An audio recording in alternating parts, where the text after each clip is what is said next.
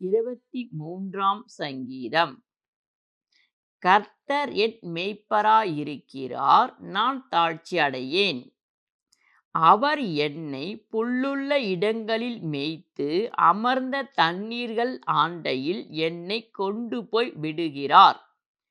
அவர் என் ஆத்துமாவை தேற்றி தம்முடைய நாமத்தின் மித்தம் என்னை நீதியின் பாதைகளில் நடத்துகிறார்.